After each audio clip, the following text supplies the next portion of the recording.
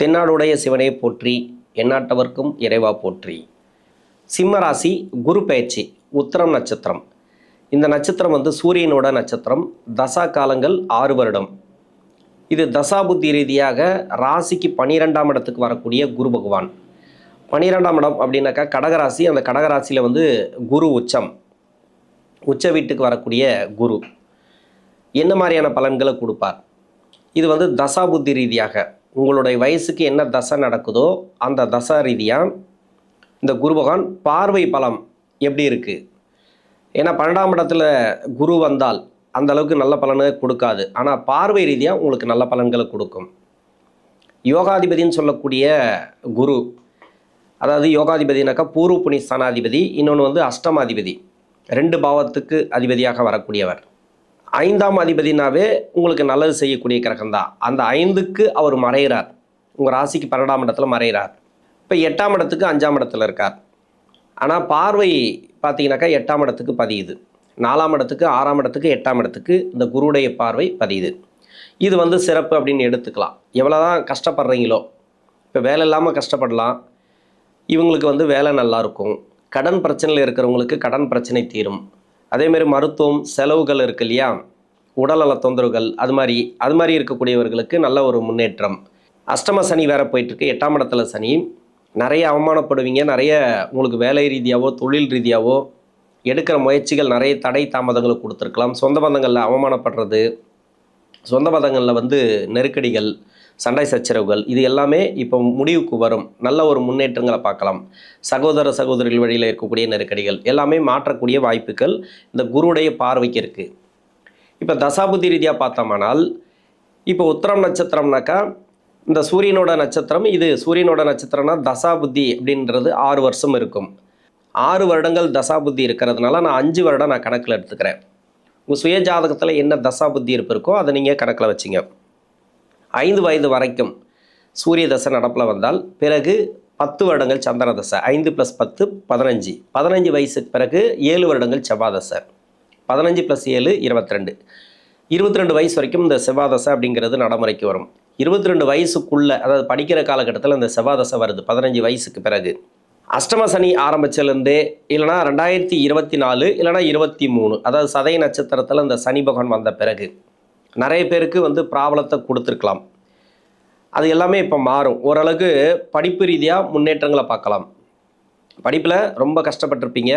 அதாவது ஒரு சில பேருக்கு தசாபுத்தி நல்லா இருந்துச்சுனாக்கா நல்லபடியாக போகும். ஏன்னா 4ஆம் அதிபதி தசை அப்படின்னு சொல்லக்கூடிய செவ்வாய் தசை படிக்கிற காலகட்டத்தில் உத்திரம் நட்சத்திரக்காரர்களுக்கு அவரே பாக்கியாதிபதியாக வர்றாரு, அதாவது 9ஆம் அதிபதியாக வர்றாரு. அப்போ அந்த தசைங்கிறது நல்லாயிருக்கும்.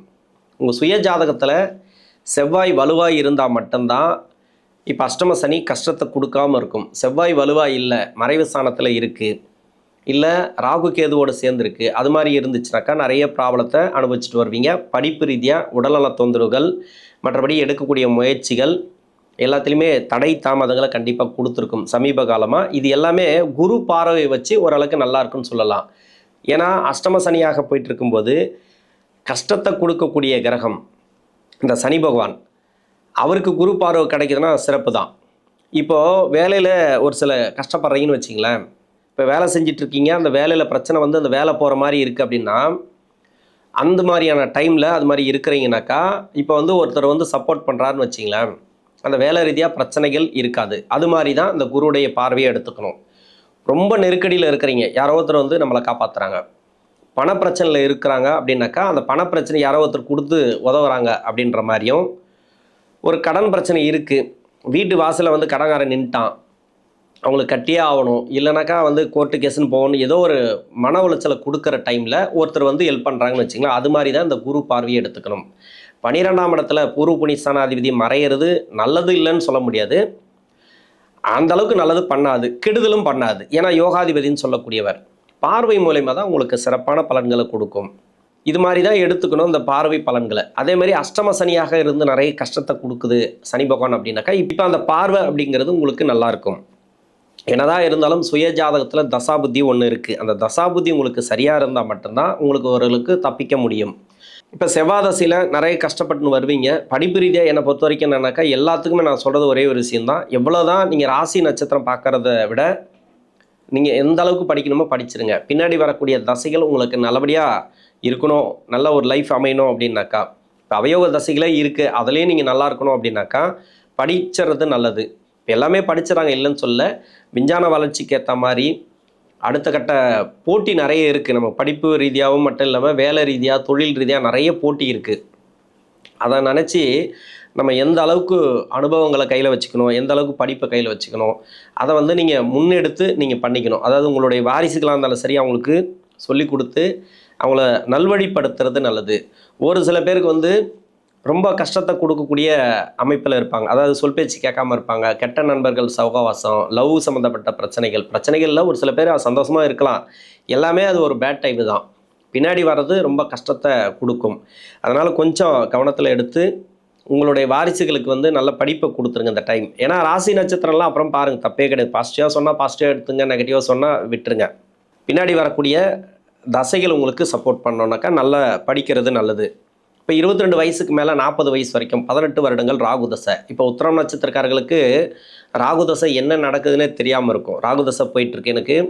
இப்போ வந்து அஷ்டம சனி, இப்போ அஷ்டம சனி தான் கஷ்டப்படுது, ரொம்ப கஷ்டத்தை கொடுக்குது அப்படின்னு நினச்சிட்டு இருப்பீங்க. ஒரு சில பேருக்கு வந்து உங்கள் சுய ஜாதகத்தில் பரிவர்த்தனை, சனி பகவான் பரிவர்த்தனை ஆனவங்களுக்கு நல்லாயிருக்கும். நல்லாயிருக்கும்னு எடுத்துக்க முடியாது, தசை தான் சரியில்லாமல் இருக்கும். கஷ்டப்பட்டு வரீங்க, பரிவர்த்தனை ஆனவங்க கூட கஷ்டப்படுறாங்க அப்படின்னாக்கா தசை தான் சரியில்லாமல் இருக்கும். ஆனால் கஷ்டங்கள் கம்மியாக இருக்கும் என்னை பொறுத்த வரைக்கும். பரிவர்த்தனை ஆகாதவங்களுக்கு சனி பகவான் நல்ல ஒரு இடத்துல இருந்து நல்ல ஒரு ஆதிபத்தியம் வாங்கி சுபகிரக தொடர்பில் இருந்தால் மட்டுமே அந்த சனி வந்து உங்களுக்கு கெடுக்காது. அஷ்டம சனியில் வந்தால் கூட தசை சரியில்லைனா கூட கெடுக்காது. தசை நல்லா இருந்துச்சுன்னா இன்னும் நல்லாயிருக்கும். நல்ல ஒரு வேலை வாய்ப்பு, என்னை பொறுத்த வரைக்கும் வேலைக்கு எதிர்பார்க்குறீங்களா, இப்போ வேலை வாய்ப்பு கிடைக்கும். வேலையில் மாற்றத்தை எதிர்பார்க்குறீங்களா, அந்த மாற்றங்கள் அப்படிங்கிறது இப்போ பார்க்கலாம். அதாவது இடமாற்றங்கள், அப்படி இல்லைனாக்கா வேலை ரீதியாக இருக்கக்கூடிய நெருக்கடிகள், வேலை. ஏன்னா 4ஆம் இடத்தோட குரு சம்மந்தப்படுது. 4ஆம் இடத்துக்கு குருவுடைய பார்வை இருக்குது, அதுக்கு நல்லாயிருக்கும். வேலை ரீதியாக நீங்கள் இது வரைக்கும் முயற்சிகள் வெற்றி வாய்ப்புகள் கொடுக்கும். வெளிநாடு சம்மந்தப்பட்ட வேலை என்னதான் இருந்தாலும் அஷ்டம சனி போயிட்டுருக்கு, என்ன இவ்வளோ பாசிட்டிவாக சொல்கிறீங்களா? பாசிட்டிவ் அப்படிங்கிறது பார்வையை வச்சு தான். உங்களுக்கு தடையாக இருக்குது அப்படின்னாக்கா உங்கள் சுய ஜாதகத்தை செக் பண்ணுறது நல்லது. தடை அப்படின்னாக்கா எதை வச்சு கொடுக்கும் அப்படின்னா, உங்கள் சுய ஜாதகத்தில் சனி பகவான் வீட்டில் இருந்தால் இந்த ராசிக்கு, இன்னொன்று வந்து பார்த்தீங்கன்னாக்கா சுக்கிரனோட வீட்டில் இருந்தாலும் புதனோட வீட்டில் இருந்தாலும் நிறைய கஷ்டங்களை கொடுத்துட்டு வரும். அதாவது அந்த வீடுகளில் இருந்துச்சுன்னா ராகு அந்தளவுக்கு நல்ல பலன்களை கொடுக்காது. இன்னொன்று, ராசிக்கு யோகாதிபதினு சொல்லக்கூடிய ஒரு வீட்டில் இருந்தோம், ராகுக்கு வீடு கொடுத்த கிரகம் மறைவு ஸ்தானத்தில் இருந்துச்சுன்னா நிறைய கஷ்டங்களை கொடுத்துருவாங்க. தசையே சரி இருக்காது, வேலை கிடச்சிருக்கும், வேலையில் திருப்தி இருக்காது, சரியான சம்பள உயர்வு இருக்காது, மன நிம்மதி இருக்காது, குடும்ப வாழ்க்கை கொஞ்சம் பிரச்சனை கொடுக்கும், திருமணம் லேட் பண்ணி விட்டுரும். இதுமாதிரி நிறைய ப்ராப்ளத்தை அந்த ராகு தசை அப்படிங்கிறது கொடுக்கும். வீடு கொடுத்த கிரகம் பலமாக இருக்கணும். வீடு கொடுத்த கிரகம் சுபகிரக சேர்க்கை, சுபகிரக பார்வை, அது மாதிரி லக்ன யோகர் இல்லை ராசிக்கே யோகர் அது மாதிரி இருந்துச்சுன்னா ராகு உங்களுக்கு ரொம்ப ரொம்ப சிறப்பு அப்படின்னு எடுத்துக்கலாம். இப்போ கஷ்டப்படுறவங்களுக்கு மட்டும்தானே நம்ம சொல்கிறோம். நல்லா இருக்கிறவங்களுக்கு நல்லாவே இருக்கும். குரு பார்வை இன்னும் சிறப்பு.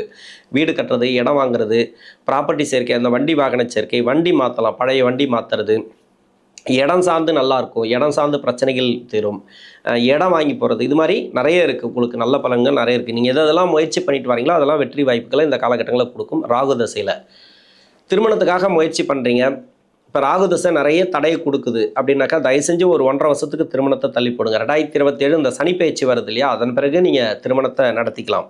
அஷ்டம சனியில் ஒரு நல்ல ஒரு கான்டாக்ட் வராது. நீங்கள் வந்து இப்போ திருமணத்துக்காக முயற்சி பண்ணுறீங்கன்னு வச்சுக்கலாம், அந்த கான்ட்ராக்ட் வர்ற கூட நல்ல ஒரு வரனாக வரும். அந்த வரன் வந்து நம்மளை வேணான்ட்டு போயிடுவாங்க. ரொம்ப மன உளைச்சலாக இருக்கும். நல்ல நல்ல வரன் வந்து நம்ம வீடு வரமாட்டேங்குதே, சுப விசேஷம் நடக்க மாட்டேங்குதே, சுபகாரியம் கைக்கூடி வர மாட்டேங்குதான்ட்டு மன உளைச்சலை கொடுக்கும். அதனால் அது இப்போதுக்கு ரொம்ப மன உளைச்சலை கொடுக்குதுன்னா தயவு செஞ்சு வயசு பற்றி கவலையப்படாதீங்க, அப்படியே ஓரம் கட்டிடுங்க. 1 வருஷத்துக்கு பிறகு நீங்கள் முயற்சிகள் எடுக்கலாம். ஒரு சில பேருக்கு வந்து கூடி வர்றவங்களுக்கு பண்ணலாம். ஏன்னா குரு பார்வை அதை கொடுக்கும் இதை கொடுக்கும் அப்படின்ட்டு நம்ம அதில் சொல்ல முடியாது. ஏன்னா 7ஆம் இடத்தோட குரு சம்மந்தப்படலை, அஷ்டமாதிபதி இப்போ வேறு விரயத்துக்கு போகிறார். சுப விரயங்களை கொடுக்கலாம்.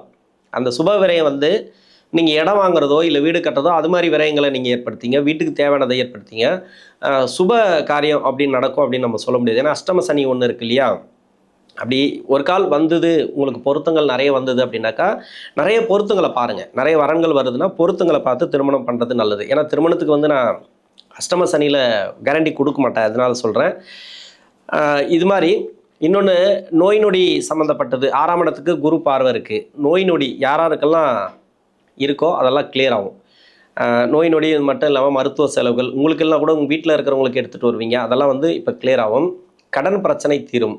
கடன் பிரச்சனை மேலே கடன் வாங்காமல் பார்த்துங்க. இருக்கிற கடன் பிரச்சனை தீரலாம், வாய்ப்பு இருக்குது. இருக்கிற கடன் ஏதோ ஒரு வருமானம் வந்து கடன் கொடுக்குற மாதிரி வரும். மேலே கடன் வாங்காமல் பார்த்துங்க.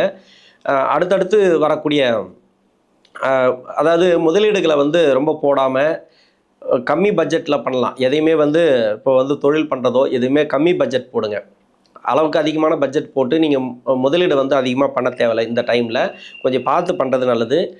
அடுத்து குருதசை 40 வயசுக்கு மேலே 56 வயசு வரைக்கும் குருதசை. குரு இந்த ராசிக்கு வந்து 5 குடைவன் 12ஆம் இடத்துல மறையிறது. அதாவது இது வந்து கன்னியா ராசியை ஒட்டி இருக்கக்கூடிய நட்சத்திரம். அப்போ கன்னியா ராசிக்கு நம்ம கணக்கில் எடுக்கணும். 7ஆம் இடம் வந்து கனெக்ட் ஆகும். ஏன்னா கன்னி ராசியை ஒட்டி இருக்கிறதுனால அவ்வளோலாம் கெடுபலன்களை இந்த குரு பகவான் கொடுக்காது. 5ஆம் வீட்டு அதிபதி தானே குரு, அதே மாதிரி 8ஆம் வீட்டு அதிபதி தானே குரு. இந்த ராசி வந்து சிம்ம ராசியில் வர்றதுனால நட்சத்திரம் மட்டும் கன்னி ராசியை ஒட்டி வருது. இப்போ உடல்நலம் சம்மந்தப்பட்டதில் கொஞ்சம் கவனமாக இருக்கணும். 6ஆம் இடத்துக்கு வந்து குரு பார்வைப்படுதுனாக்கா உணவு பழக்க வழக்கங்கள் உடல்நலம் சம்மந்தப்பட்ட பிரச்சனைகளை ஒரு சில பேருக்கு கொடுக்கலாம். கடன் அதிகமாக வாங்காமல் பார்த்துக்கிறது நல்லது. இருக்கிற கடனை கொடுங்க, இல்லைனா கடன் இல்லையா கடன் வாங்காதீங்க. யாருக்கும் வந்து கேரண்டி கையெழுத்து போடுறதோ இல்லை கடன் கொடுக்குறதோ வேண்டாம். உங்களுக்கு என்ன வேணால் பண்ணிக்கணும் உங்கள் குடும்பத்துக்கு, மற்றவங்களுக்கு எதுவும் பண்ணாதீங்க. அதுமாதிரி பண்ணிங்கனாக்கா நிறைய ப்ராப்ளத்தை இந்த காலகட்டங்களில் கொடுக்கும். நிறைய பேருக்கு வந்து மணி லாக்கிறதுக்கான வாய்ப்புகள் அதிகமாக இருக்குது. இது வந்து அஷ்டம சனின்னாக்கா சொல்லவே தேவையில்லை. இப்போ வந்து ரொம்ப மன நெருக்கடிகளை கொடுத்துட்ருக்கோம். எதுவாக இருந்தாலும் சரி. இப்போ ஆனால் வேலை ரீதியாக இருக்கிறவங்களுக்கு வேலை நல்லாயிருக்கும், தொழில் ரீதியாக இருக்கிறவங்களுக்கு தொழில் ஓரளவுக்கு ரன் ஆகும். வேலை நல்லாயிருக்கும், ஆனால் தொழில் கொஞ்சம் கம்மி தான். அதை நீங்கள் தொழில் பார்த்து பண்ணுறது நல்லது. எதையும் மாற்றாமல் இருங்க. இப்போ நல்லபடியாக போயிட்டுருக்கு, நல்லபடியாக போகும். ரொம்ப கஷ்டத்தில் போகுது, பார்த்து பண்ணுங்கள். அவ்வளோதான் இந்த குரு தசையை பொறுத்த வரைக்கும். குடும்ப வாழ்க்கை சிறப்பு. கணவன் மனைவிக்குள்ள கருத்து வேறுபாடுகள் வந்துச்சுன்னா தாழ்ந்து போகிறது நல்லது. வாக்குவாதங்களே வேண்டாம். வேலை செய்கிற இடத்துல சரி, வெளிநாடாக இருந்தாலும் சரி, இல்லை இங்கே இருந்தாலும் சரி, கவர்மெண்ட்டில் இருந்தாலும் சரி, தனியார் துறையில் இருந்தாலும் சரி, வாக்குவாதங்களை தவிர்ப்பது இந்த காலகட்டங்களில் நல்லது இந்த குரு தசையில் இருக்கிறவங்களுக்கு. இன்னொன்று பூர்வீக சொத்தில் இருக்கக்கூடிய பிரச்சனைகள் சால்வ் ஆகும். அது நிறைய நெருக்கடிகள் தான் அதிகமாக போயிட்டுருக்கோம். சகோதர சகோதரிகளில் சொத்து ரீதியான கொஞ்சம் நெருக்கடிகளை இப்போ முன்னெடுக்கும். இதில் வந்து நீங்கள் எப்படி ஹேண்டில் பண்ணுமோ அதை நீங்கள் பார்த்துங்க. அடுத்து வந்து சனி தசை. சனி தசை வந்து 56 வயசுலேருந்து 75 வயசு வரைக்கும் சனி தசை. சிம்ம ராசியில் இருக்கக்கூடிய உத்திரம் நட்சத்திரக்காரர்களுக்கு சனி தசை இந்த வயது காலகட்டத்தில் பெருசாக கெடுபலங்களை கொடுக்காது. ஏன்னா 7ஆம் அதிபதினு சொல்லக்கூடியவர் 6ஆம் அதிபதினு சொல்லக்கூடியவர் சனி பகவான் இந்த சிம்ம ராசிக்கு 12ஆம் இடத்துக்கு வரக்கூடிய குரு. இது நான் ஏற்கனவே குரு தசைக்கு அதுதான் சொல்லியிருக்கேன். கடன் 6ஆம் இடம் அப்படின்னாவே கடன், நோய், வம்பு வழக்குகள் சனி தசையில் நிறைய போயிட்டுருக்கும். பெருசாக கடன் வாங்காதீங்க, கடன் கொடுக்காதீங்க. பண விஷயத்தில் கொஞ்சம் கவனமாக இருங்க. இன்னொன்று ஷேர் மார்க்கெட்டில் கொஞ்சம் போடுறது, பணம் போடுறது, இன்னொன்று வட்டிக்கு விடுறது, இல்லைனா லாட்ரி சம்மந்தப்பட்டதில் போடுறது, எதுவுமே இப்போ வந்து கொஞ்சம் பண்ணாமல் இருக்கிறது நல்லது. பண்ணாலும் கொஞ்சம் கம்மியாக பண்ணுங்கள். அது மட்டும் இல்லாமல் உழைப்பு இல்லாமல் எந்த பணமும் வராது. சனி தசையிலே முன்னாடி 10 வருஷம் பின்னாடி 10 வருஷம் சொல்லலாம்.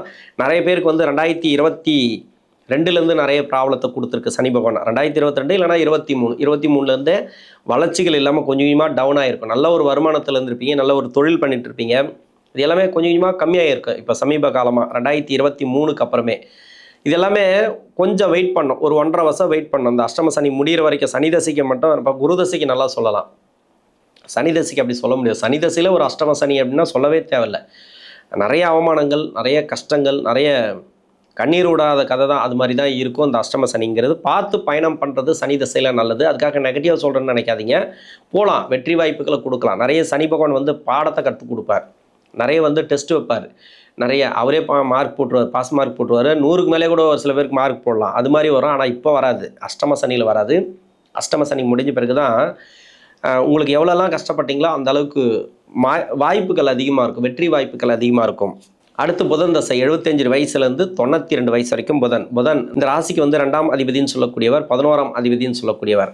பூர்வ புண்ணிய ஸ்தானாதிபதியோட பயிற்சி, அதாவது குருடைய பயிற்சி, 5ஆம் அதிபதியோட பயிற்சி, விரயத்துக்கு வரார். இப்போ வந்து பசங்க மூலிமா நிறைய செலவுகள் இருக்கும், குடும்ப வாழ்க்கையில் நிறைய செலவுகளை கொடுக்கும். இந்த டைமில் மருத்துவ செலவுகள் ஒரு சில பேர் கொடுக்கலாம், கொஞ்சம் பார்த்துக்கணும். உணவு பழக்க வழக்கங்களை கொஞ்சம் கவனமாக இருங்க. ரொம்ப அதாவது ஆன்மீக பயணம், ஆன்மீக சுற்றுலா, அது மாதிரி ஏதோ ஒன்று பிளான் பண்ணியிருப்பீங்க இல்லையா, அதெல்லாம் இப்போ நடக்கும், சக்ஸஸ் ஆகும். நல்லாவே இருக்கும். இந்த காலகட்டம் அப்படிங்கிறது உங்களுக்கு சிறப்பு. இது பெரிய புதன் தசையில் அவ்வளோலாம் கஷ்டத்தை கொடுக்காது. இது கன்னியா ராசியை ஒட்டி இருக்கக்கூடிய நட்சத்திரம் அப்படிங்கிறதுனால 2 பலன்களாக தான் சொல்ல முடியும்.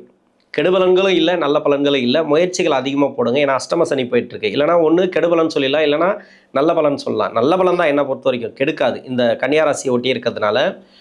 அதனால் நிறைய சுப விரயங்களை கொடுக்கும். அதாவது விரயம் வீட்டில் வந்து சுப விசேஷம் நடக்கலாம். இப்போ சுப விசேஷம் நடக்கும் பேரப்பிள்ளைகளுக்கோ இல்லை உங்களோட வாரிசுகளுக்கோ. அது மாதிரி இடம் வாங்குறது, வீடு கட்டுறது, இது மாதிரி ஏதோ ஒரு சொத்து ரீதியான பிரச்சனைகள் தீர்றது, இது மாதிரி நல்ல ஒரு முன்னேற்றங்களை இந்த காலகட்டங்களில் கொடுக்கும். இந்த சிம்மராசியில் இருக்கக்கூடிய உத்திரம் நட்சத்திரக்காரர்களுக்கு குருவுடைய பயிற்சி அப்படிங்கிறது நல்ல ஒரு மாற்றங்களை தசாபுத்தி ரீதியாக கொடுக்கும். நன்றி.